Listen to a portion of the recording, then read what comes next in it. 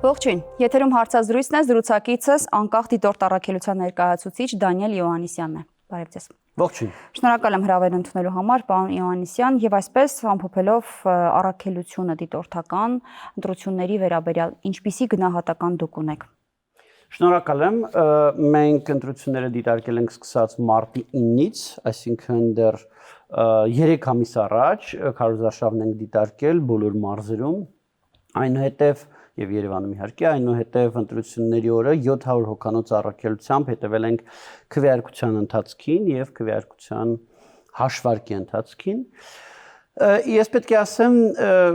քան որ հիմնականում այդ քարոզարշավի մասով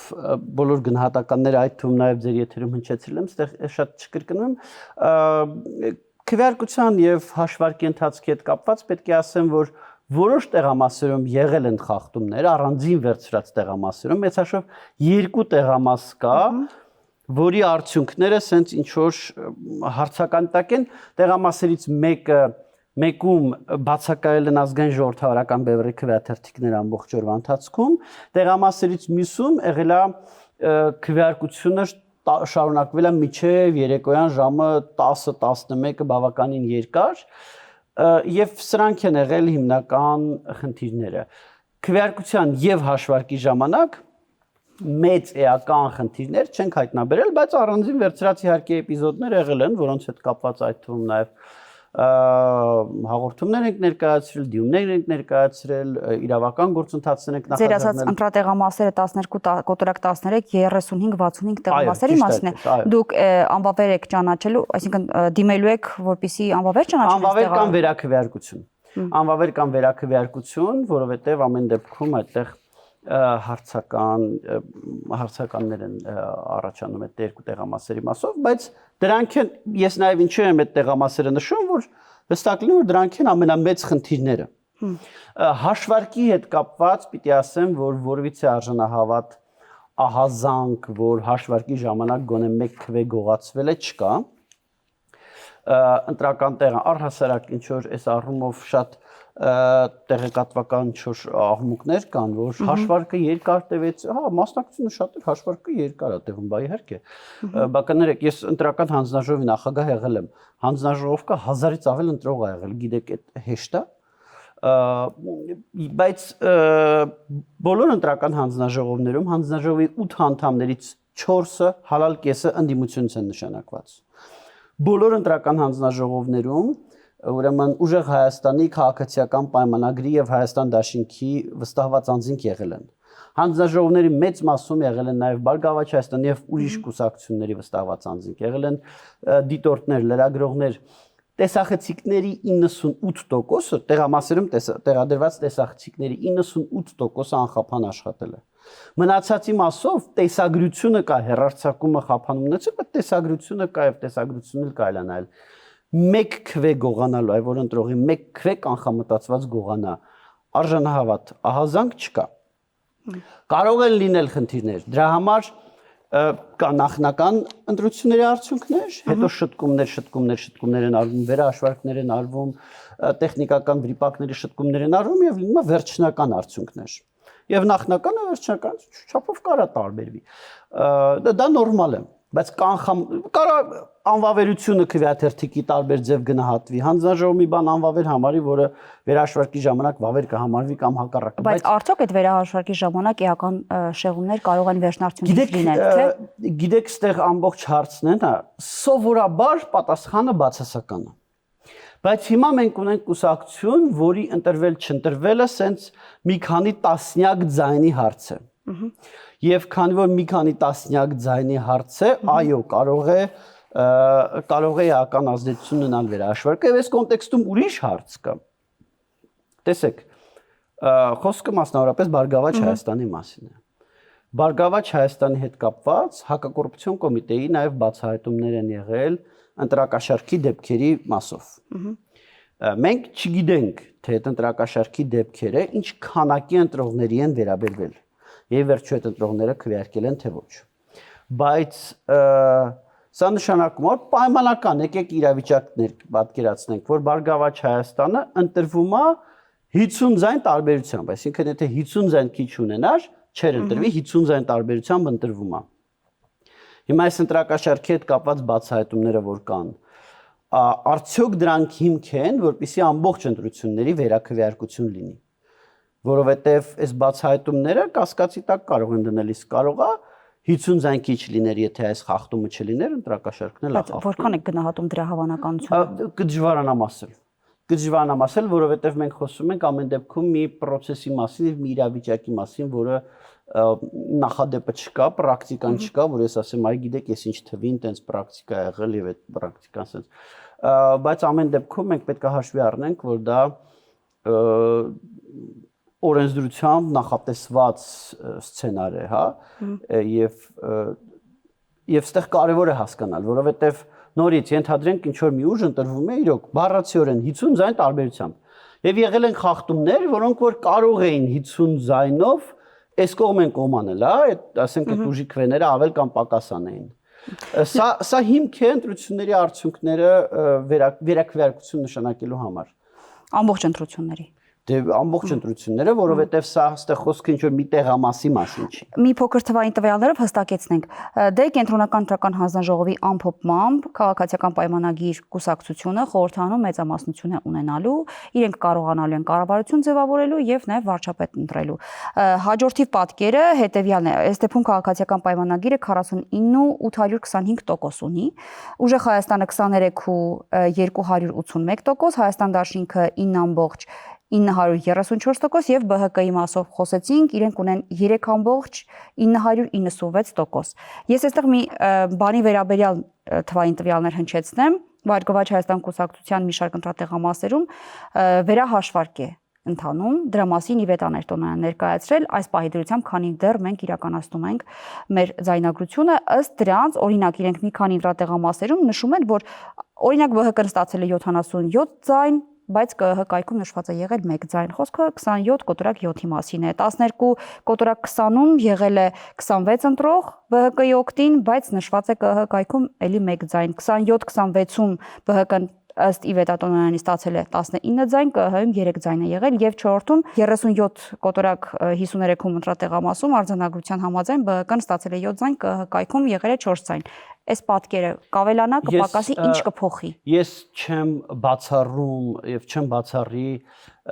Տիկին Մուկուչյանի ուրեմն ներողություն, Տիկին Իվետ Աներտոնյանի հրապարակած տվյալները կարող է ճիշտ լինեն։ Եղել է նախադեպ, որ նախորդ 21 թվականի ընտրություններն էլ ենք մենք դա տեսել, որոշ թիմ ընտրություններում էլ ենք տեսել, ասեք ընտրատարածքային ընտրական հանձնաժողովում թղթային արձանագրությունը, օպերատորը մարդը ստեղնաշարով մուտքագրում է համակարգի մեջ։ Բայց այս շեղմամբ, եթե սրանք իրական են։ Եվ լինում են սխալներ, լինում է որ սխալ մուտքագրեն։ Դա լինում է։ Նման դեպքեր եղել են, դա երբեք չի մնում այդպես։ Այսինքն նախնական արդյունքների մեջ տենց է գնում, հետո պարզում են, որ սենց դա հետո ստուգվում է, որովհետև հասկանում եք գիշերվա մի քանի գիշեր չքնած մարդկանց մասին ենք խոսում, մարդկային գործոնը դա լինում է, որում երկու ուղղությամբ էլ լինում է նաև որ ավել գրած լինեն, ասենք մինիշ ավել գրած լինեն։ Նա օրինակ չգիտեմ 15-ի տեղը 150 գրած լինեն, տենց դեպքեր էլ է լինում։ Եվ դրա համար էլ կա նախնական եւ վերջնական արդյունքներ, այդ բոլոր շտկումները լինում են, վերահաշվարկները լինում են եւ վերջնական արդյունքները։ Եվ ես չեմ բացառում, որ բայց կարող է նման հարց նաև բարձրացնել մյուս քաղաքական ուժերը, որոնք մասնակցել են այս ընտրություններին, իրենք էլ պահանջեն վերահաշվարկ։ Հնարավոր է, որ ուրիշ ուժերի մասով էլ այդպիսի վրիպակներ եղած լինեն եւ այդ վրիպակները անցնողների մասով եք ասում, թե առհասարակ մասնակցություն ունեցած քաղաքական ուժերի։ Բոլորի մասով էլ այդպիսի վրիպակներ կարող են լինել։ Ընդ որում պետք է ասեմ, որ այդ վրիպակները այս դեպքում կարող են ազդեցություն ունենալ, որովհետեւ օրինակ Տիկին Տոնյանի հրապարակածը ես sense մոտավորապես որ մտքումս փորձեցի հաշվել, եթե այդ բոլոր շտկումները լինեն եւ մնացած պատկերը նույնը մնա, այս դեպքում արդեն Բարգավաճ Հայաստանը 4%-ը հավաքում է։ Այստեղ բայց քանի որ ուրիշ շտկումներ էլ կարող են լինել։ Հիմա կարող է տեսականորեն կարող է ինչ-որ ուրիշ տեղել Բարգավաճ Հայաստանին, չգիտեմ, 15-ի տեղը 150 են գրել, օրինակի համար եմ ասում, հա։ Հա, մեկ այլ ընտրատեղամասում հակառակը։ Ուրիշ ավել են գրել։ Դրա համար ամեն դեպքում պետք է համբերատար սպասել վերջնական արդյունքներին։ Մենք տենց սովորություն չունենք, որովհետև Հայաստանում միշտ էլ նախնական արդյունքներն ու վերջնական արդյունքները իրար մոտիկ են եղել, որովհետև այդ արդյունքները իրարից տարբերվում են, երբ որ միշտ ասելով վերջին 10 տարում, էլի։ Այդ արդյունքները իրարից տարբերվում են, երբ որ ինչ-որ լուրջ կեղծիք ալնում, այդ կեղծիքը մասսայական կեղծիքներ են լինում, վերջնական արդյունքներում դա բացահայտվում։ Բայց երբ որ շտկումների մասին է խոսքը, այդ շտկումները նախկինում էական ազդեցություն չեն ունեցել։ Դրա համար մենք երբեք ուշադրություն չենք դարձրել, որ վերջնական արդյունքները նախնականից միշտ մի քիչ տարբերվել են։ Հիմա ուղղակի կանգնել ենք ինչ որ առումով պատահականության բերումով, կանգնել ենք մի իրավիճակում, որտեղ այդ շտկումներից էական բան է կախված։ Լավ, պարոն Իոնիսյան։ Բայց ամեն դեպքում ես ուզում եմ մի բան հստակեցնել, այո, անորոշությունը տհաճ բան է, եւ բայց ամեն դեպքում ես ուզում եմ հստակեցնել, որ այդ շտկումների արդյունքում հստակ պատկերը վերականգնվել է։ Լավ, եթե նույնիսկ վերահաշվարկի ժամանակ կան, այդ արձանագրությունների մեջ թվերը կան եւ բնականաբար վերջնականում արդեն ճիշտ թվերը լինելու են։ Լավ, պարոն Իոնիսյան, եթե նույնիսկ վերջնահաշվարկ վերաբացում անելու եւ նորից վերահաշվարկ անելու արդյունքում էական շեղումներ տեղի չունենան որոշակի չափով 3.996%-ը ըստ օրենքի չի կլորացվում, որովհետեւ ես կարծիքի հանդիպեցի, որ դա հնարավոր է կլորացնել եւ դառնա 4%, որը արդեն ազգային ժողովի արտահարման շեմն է։ Չի կլորացվում։ Օրենսգիրքը հստակ ասում է։ Հիմա ունես այսքան թիվ, թե չունես այսքան թիվ, հա, այստեղ բավական հստակ է, կլորացման հարց չկա, բայց նորից անորոշությունը կա եւ ես վախենամ, որ այդ անորոշության պատասխանը այսօր չգտնվի, վաղը չգտնվի, որտեղ նաև պետք է հասկանալ այդ երկու տեղամասերում ինչ ալնում ի վերջո այդ վկայակոչված, որ կարող է այդտեղ վերակվեարկություն նշանակել։ Ըստ այդմ կարող է դեռ մենք ինչ որ ժամանակ անորոշության մեջ մնանք։ Այս ամենը կողմնելով ամեն դեպքում կարող ենք ասել, որ այս ընտրությունները գնահատել, որ դրական են անցել, թե ոչ, որովհետև արդեն մասնակից քաղաքական ուժերից ոմանք կարծիք եւ գնահատական են հնչեցնում, որ եղել են զանգվածային ընտրախախտումներ, կեղծված են եւ հետո ցույց կտան։ Կեղծվածի հետ կապված մի քիչ ինձ զարմանք է առաջացնում, որովհետեւ հիմնական ուժերը բոլոր տեղամասերում ունեցել են ներկայացվածություն։ Եվ որևիցե արժանահավատ ահազանգ, որ այս տեղամասում այսքան քվե է գողացվել, չկա։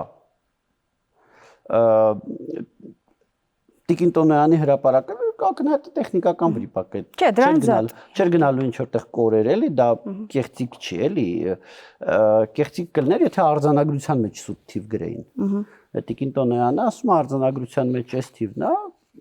մուտքագրվել է ուրիշ տեխնիկական վրիպակակլություն։ Կեղծիք, որ այսինքն կեղծեն կանխամտածված, տենց բան չի եղել եւ տենց բանի ահազանգ չկա։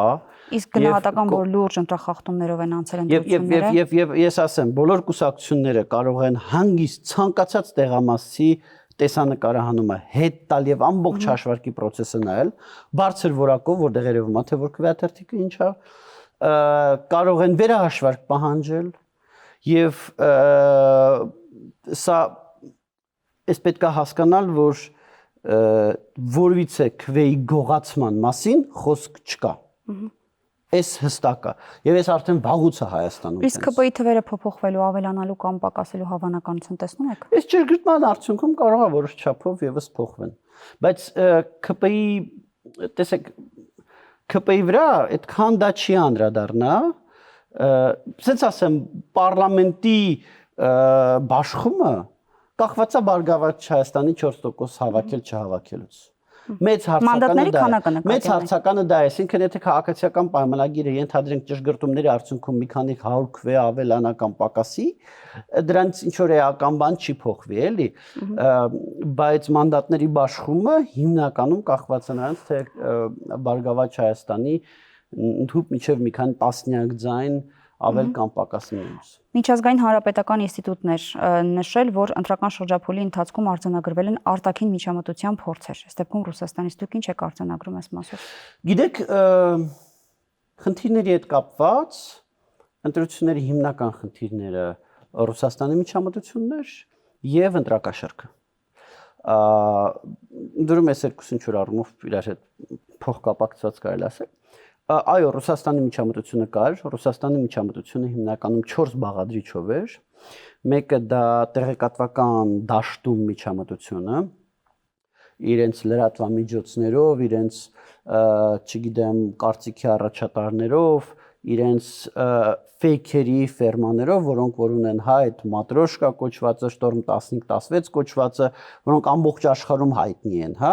Հայաստանում նոր են իրանք գործում, բայց ամբողջ աշխարհում հայտնի են, որպես օրինակ շատ մեծ քանակությամբ արհեստական բանականությամբ կեղծ վիդեոների գեներացնողներ եւ շատ մեծ քանակությամբ այդպիսի վիդեոներ տարածողներ։ Այսինքն տարբեր տեղեկատվական, նաև տեղեկատվական օպերացիաներ տարբեր իրականացրեց Ռուսաստանի Դաշնությունը եւ սա մի կոմպոնենտ էր։ Մյուս կոմպոնենտը դա Ռուսաստանում գտնվող Հայաստանի քաղաքացիների վրա ներազդեցություններ, որը ինձ թվում է սկզբից շատ ավելի մեծ ծավալներ էր պլանավորվում, բայց հետո տարբեր գործողությունների արդյունքում որոնք քաղաքացի արդեն կարծես ձերբակալված է։ Կան, այս երևույթը եղել է, բայց այդ երևույթի ծավալները եղել են ավելի քիչ, քան Ռուսաստանը պլանավորում էր, այդ թվում շնորհիվ այն բազմաթիվ գործողությունների, որոնք այստեղ ձեռնարկվեցին թե քաղաքասարակության կողմից, թե պետական մարմինների կողմից։ Երրորդը դա որոշ կուսակցությունների ապօրինի ֆինանսավորումներ։ Այո, կային կուսակցություններ ռուսամետ, որոնք որ մեղմ ասած փողի կարիք չունեին, հա, տենց փողի վրա նստած անձանց գլխավորած կուսակցություններ էին, բայց կային կուսակցություններ, որոնք տենց մեծահարուստների ղեկավարած կուսակցություններ չէին եւ փողի կարիք ունեին եւ Ռուսաստանը իրենց ֆինանսապես աջակցել է եւ չորրորդ բաղադրիչն էլ դա վերջին ամենաբացահայտն էր վերջին երկու շաբաթում տնտեսական տարբեր լծակների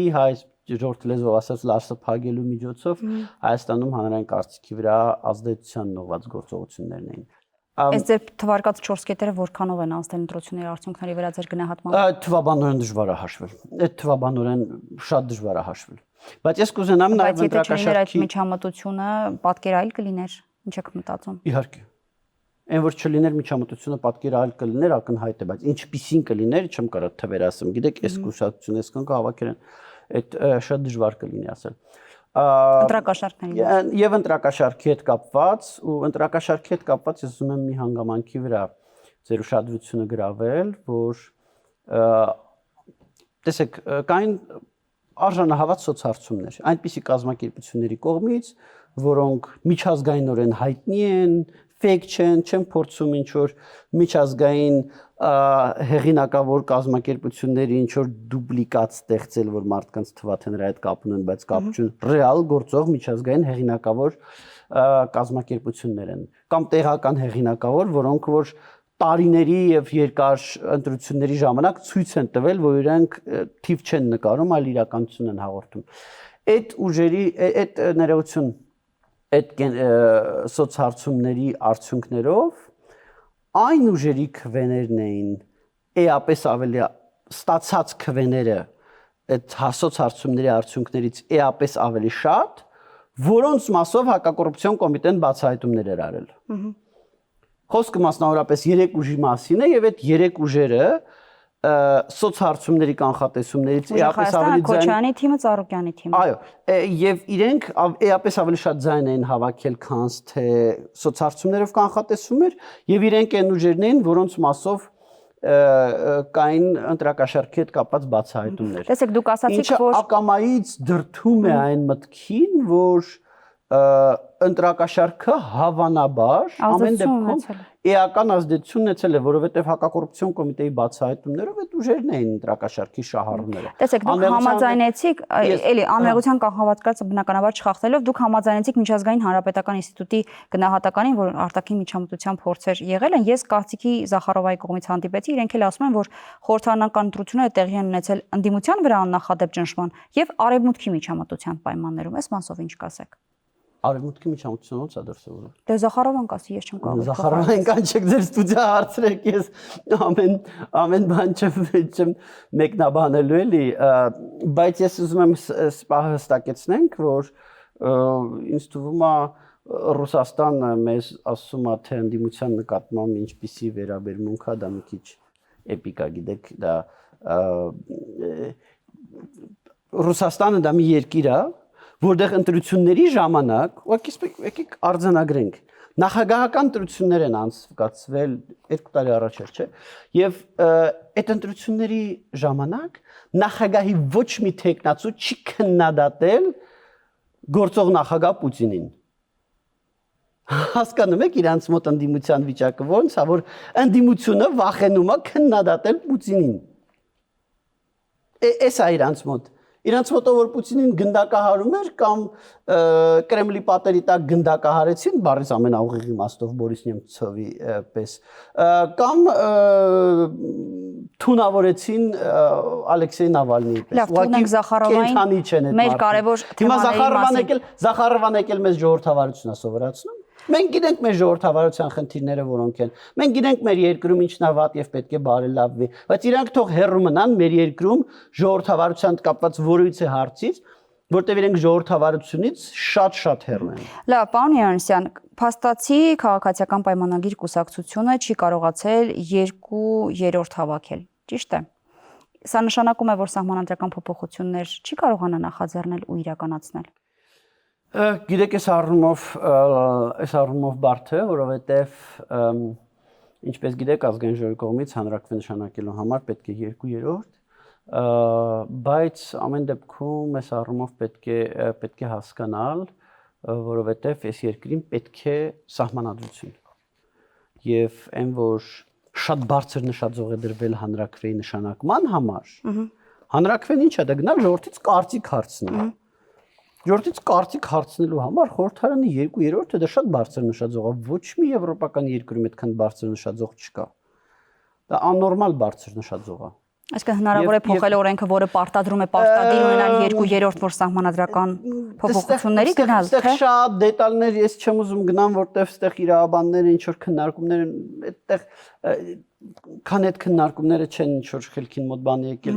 բան չանեմ, բայց եկեք այս բանը հասկանանք։ Այս երկրի ժողովուրդը իրավունք ունի ի վերջո գնալ ընտրական տեղամաս եւ որոշել ինչ սահմանադրություն է ինքը ուզում ունենալ։ Մեծամասնությամբ որոշել։ Ունի թե չունի։ Թե դրա համար պետք է պարտադրվում է 2/3 ունենալ խորհրդարանում։ 2/3 ինչ որ աննորմալ նշաձող, որը չգիտեմ, երբևիցե կլինի թե չի լինի։ Ոչ մի եվրոպական երկրում 2/3 նշաձող չկա։ 2/3 նշաձող հանրակրվե նշանակելու համար 2/3 նշաձող չկա։ Որքան կա միջինում։ Շատ ավելի ցածր են։ Օրինակ 3/5-ի պարագայում հնարավոր է դա իրականացնել։ Եվրոպական երկրներում թե 2 պարագայում էլ կա այդպիսի նախադեպ։ Եվրոպական երկրներում տարբեր նշաձողներ կան։ Տարբեր տեղերում նույնիսկ հանրակրվե պետք չի սահմանադրության փոխելու համար, ինչի իհարկե ուրիշ հարց է, լավ մեխանիզմ է, թե վատ Մեր դեպքում դա հնարավոր տարբեր է։ Հանրակրվե նշանակելու համար, այսինքն ժողովրդի կարծիքը հարցնելու համար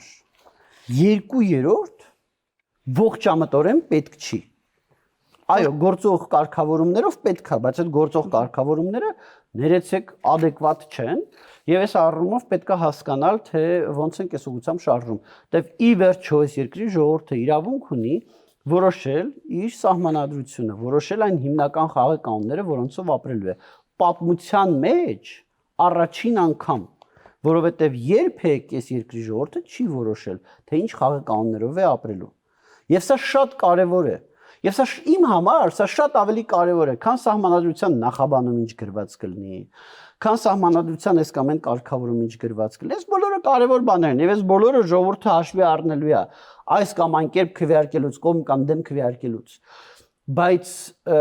կարևոր է, որ ժողովուրդը այդ կողմ կամ դեմ քվեարկելու փուլին հասնի։ Վերջին հարցը ձեր կարծիքով գնահատմամբ հետընտրական ինչ որ զարգացումներ տեսնում եք, սպասում եք, որովհետև նույնիսկ կարծիքներ կային այն մասին, որ խորհուրդ էին տալիս կամ հորդորում էին, որ падգամավորները, ովքեր առաջիկայում ազգային ժողովում հնարավորություն ունենան հայտնվելու, չվերցնեն իրենց մանդատները, թեև ազգային ժողովը այդ դեպքում էլի կձևավորվի, ամեն դեպքում նման կարծիքներ հնչում էին, որ չլեգիտիմացնեն ընտրություններն ու խորհրդարան առաջիկա ձևավորվող։ Գիտեք, ինձ թվում է Հայաստանում այս մի պահը հետընտրական զարգացումները լինում են, երբ որ ընտրությունները կեղծված են։ 2000 թվին ընտրությունները կեղծվեցին, դիտորդ վստահված անձանց ծեծ ու ջարդի ենթարկելով, լրագրողներին ծեծելով, լրագրողների նկարածները ջնջելով, հազար մի սենց ձևերով կեղծեցին, ժողովուրդը տեսավ, որ կեղծել են, դուրս եկավ փողոց։ եւ եղան հետընտրական զարգացումներ։ 2003-ին դա տեղի ունեցավ։ Մի շարք ընտրություններ 2013-ին դա տեղի ունեցավ։ Բայց այս ընտրություններում դա տեղի չի ունեցել։ Չի կեղծվել ընտրությունները։ Մենք կարանք շատ երկար քննարկենք, թե այս խնդիրը ոնց էր, այն խնդիրը ոնց էր։ Իսկ կարձունագրենք, մարդիկ, այս երկրի քաղաքացիները ոնց գնացել են տեղամաս եւ որ ուժի համար քվեաթերթիկը գցել են քվեատուփի մեջ, այդ թվերը արտահայտված են ԿԸ հրապարակած թվերում։ Ճշգրտումներից հետո ճշգրիտ արտահայտված կլինեն, այսինքն վերջնական արդյունքներում ճշգրիտ արտահայտված կլինեն 1 քվեի ճշտությամբ։ 1.5 միլիոնից 1 քվեի տարբերություն ես չեմ կարծում, որ կարող է լինել։ Եվ այս առումով կոպիտ ասած ինչից են դժգոհելու հետընտրական զարգացումների կոնտեքստում։ Այո, մենք տեսնում ենք, որ Ռուսաստանի Դաշնությունը փորձում է Հայաստանում սենց ընտրությունների ապալեգիտիմացման ուղղված գործողություններ կատարել։ Եվ դա նաև երևում է Զախարովայի հայտարարությունը, դա կանխատեսելի էր եւ ես դա նաև ձեր եթերում նախկինում ասել եմ եւ լիովին կանխատեսելի էր Զախարովայի հայտարարությունը, բայց դա ամբողջությամբ արհեստական օրակարգ է լինելու, որտեվ դա կարող է լինել, երբ որ ընտրությունները մանդատ վերցնել չվերցնելու հարցը։ Մանդատ վերցնել չվերցնելու հարցը քաղաքական հարց է, իրենք պետք է որոշեն ոնց է իրանց քաղաքականապես ավելի նպատակահարմար, բայց դրանց ընտրությունները լեգիտիմ կամ ապալեգիտիմ չեն դառնում։ Ընտրությունները ապալեգիտիմ են դառնում, եթե այդ ընտրությունները կեղծվել են։ Հայաստանում նաև տեսեք, էդ էլ կա էլի, ընտրությունների թափանցիկության մակարդակը այնքան բարձր է, տեղամասերում տեսախցիկներ, որը հեռարձակվում, ամեն տեղամասում 2 անգամ վստահված անձ, 2 անգամ դիտորդ ամեն 2 անգամ մատնահետ։ Մենք բացառիկ երկիր ենք, որտեղ որպեսզի այլ անձի փոխարեն քվեարկողություն չլինի, այդ թվում բացակայողի փոխարեն ընտրողը 2 անգամ նույնականացում, մի հատ էլեկտրոնային գրանցման սարքով, մի հատ թղթով։ Մենք այն բացառիկ երկրներից ենք, որտեղ որ ընտրողների ցուցակները հրապարակվում են, ընտրողների ստորագրած ցուցակները, որպեսզի օրինակ ես իմ հորեղբայրը Ամերիկայում է գտնվում, որպեսզի ես կարողանամ վաղը հրապարակվելու են արդեն, կարողանամ մտնել եւ նայել իմ հորեղբայր փոխարեն քվեարկածը թե քվեարկած չի։ Քանի որ մենք այդ առումով վատ պատմություն ենք ունեցել, եւ եղել են տարիներ, երբ որ դա շատ ուժեղ չարաշահվել է, կեղծիքի աղբյուր է եղել։ Այնքան մեխանիզմներ են մտցվել դա կանխող, որ նույնիսկ 2017 թվականի ընտրություններում արդեն այդպիսի խախտումներ չեն եղել։ Քվեգողանալ, այլ անձի փոխարեն զանգվածային քվեարկություններ, չգիտեմ, լցոնումներ 17 թվականի ընտրություններում արդեն չեն եղել։ Շնորհակալ եմ զրույցի։ Ես եմ շնորհակալ։ Զրուցակիցս Դանիել Իոաննիսյանն էր, կհանդիպենք։